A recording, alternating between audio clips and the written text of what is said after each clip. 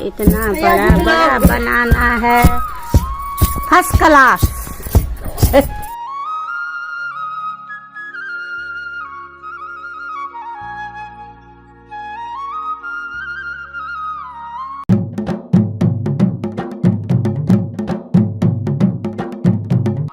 नमस्कार दोस्तों, नमस्कार दगड़ियों, स्वागत है नए ब्लॉग उत्तराखंड एक्सप्लोर में। और आज हम डिस्कस करने वाले हैं उत्तराखंड की बहुत ही प्राचीन हमारी धरोहर परंपरा अरसे। तो अरसे जुड़ा हुआ है हमारे उत्तराखंड की परंपरा से बहुत प्राचीन समय से ही। जब भी कोई लड़की की शादी हो जाती है तो चैत्र मास में, चैत के महीने में हर लड़की अपने मायके आती है और जब वापस जाती है तो वापस जाते समय उसको कलियो, हमारे गढ़वाली और उत्तराखंडी भाषा में उसको बोलते हैं, वो दिया जाता है। मेरे को इसकी खींचनी थी, इस चावल की मारना पड़ेगा। तो अरसे बनाने के लिए सबसे पहले चावल को ओवरनाइट भिगोया जाता है। भिगोने के बाद सुबह उसको या शाम को उसको अच्छे से कूटा या पीसा जाता है। मिक्सी का सहारा भी लिया जाता है या ट्रेडिशनल वे में चलें तो ओखली में, गंजालू हमारे यहाँ पे बोलते हैं, उससे उसको कूट के छान के चावल का आटा तैयार कर लिया जाता है। फिर एक पतीले में या तौला हमारे यहाँ पे इसको बोलते हैं, इसमें पानी गर्म किया जाता है। उसमें गुड़ जो है उबाला जाता है। और गुड़ की जो है लुगदी जो बनती है उसके लिए जो है बुजुर्ग जो काफ़ी अनुभवी लोग होते हैं उनका सहयोग लिया जाता है। और ख़ास तौर पर औरतें ही ज़्यादातर इसमें जो है निपुण होती हैं। तो ये पाक इसको बोलते हैं, जो ये गुड़ को गलाते हैं, जो इसकी लुगदी बनती है, इसको बोलते हैं पाक। तो ये जो पाक है इसी का महत्व है। अरसे कितने स्वादिष्ट होंगे, उनका रंग और स्वाद कितना निखर के आएगा, वो इस पाक पे निर्भर करता है। तो ये पाक अगर सही बन गया तो अरसे बहुत स्वादिष्ट बनते हैं। बढ़िया गुड़ रंग है लाल। वो बढ़िया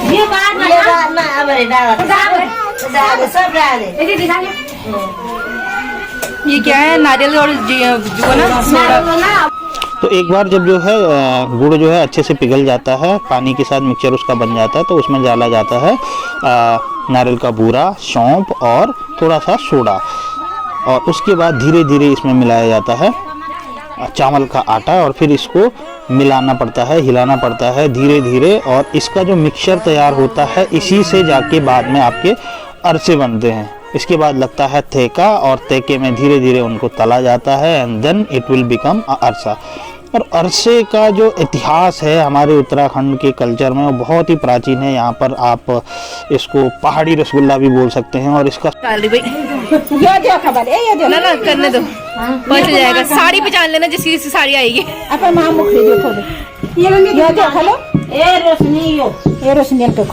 ये होता है काम। स्वाद जो है वो नेक्स्ट लेवल होता है भाई साहब। और आज धीरे धीरे ये परंपरा विलुप्त होती जा रही है।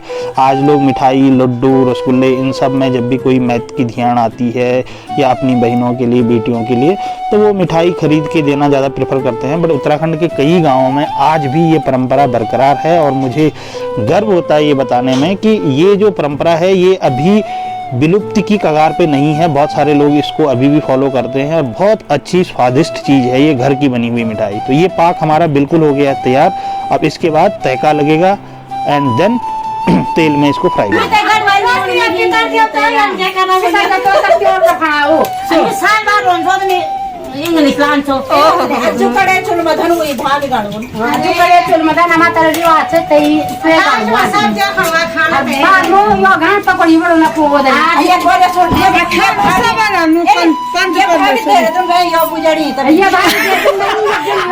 मैं भी दिल्ली से आई हूँ। ये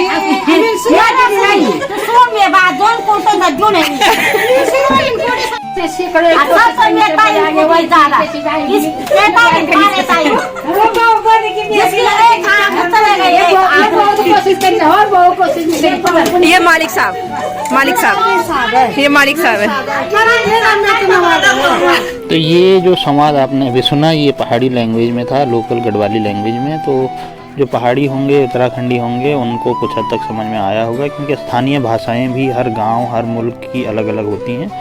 तो तय को हम उन लगे ले। अब तय को लगने में क्या है कि तेल को गर्म कढ़ाई में जो है तेल डाला जाता है और जब वो उबल जाता है तो ये जो पाक बना है इसकी छोटी छोटी पूड़ियाँ बना के इसको तला जाता है, फ्राई किया जाता है और तब जाके जो है तैयार होते हैं आपके अरसे। तो अरसे का जो महत्व है वो संस्कृति से भी जुड़ा हुआ है हमारे, और हमारी जो धरोहर है उससे भी जुड़ा हुआ है, हमारी जो परंपरा है उससे भी जुड़ा हुआ है। काफ़ी लोग इसको भूल गए हैं, बिसर गए हैं। तो मेरी दरख्वास्त है लोगों से, जिन जिन लोगों को याद है, जिन कभी न किसी ने बनाया हो, तो कमेंट बॉक्स में कमेंट ज़रूर करिए कि आपको कैसा लगा और क्या आपके गांव में, आपके उत्तराखंड में अभी भी ये परंपरा, ये कल्चर अभी है या विलुप्त की कगार पे है। नानी तो गैस मुनी तो यो सिलेंडर खाली हुई तो लगे थे।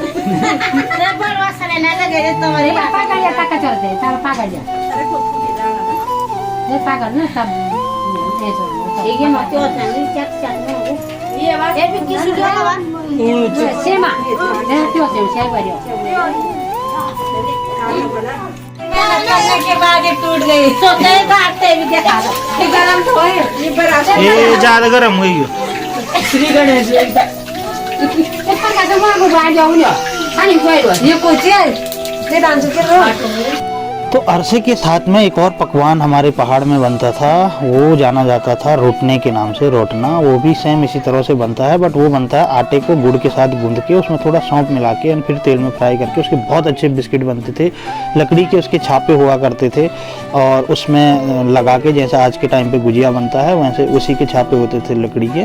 तो वो भी धीरे धीरे विलुप्त की कगार पे है। आई होप आप लोगों को जानकारी पसंद आई होगी। मेरा एक कोशिश रहता है कि उत्तराखंड का जो कल्चर है, जो ट्रेडिशन है, जो धरोहर है, उसको एक्सप्लोर किया जाए, लोगों तक पहुंचाया जाए। तो ये हमारे अरसे और पहाड़ी रसगुल्ले बन के तैयार हैं। आई होप आप लोगों को जानकारी पसंद आई होगी। अपने सभी देश विदेश में रहने वाले सभी लोगों के साथ ये शेयर कीजिए, लाइक कीजिए, सब्सक्राइब कीजिए और कमेंट बॉक्स में आके अपना एक्सपीरियंस ज़रूर शेयर कीजिए। Thanks for watching. Thank you.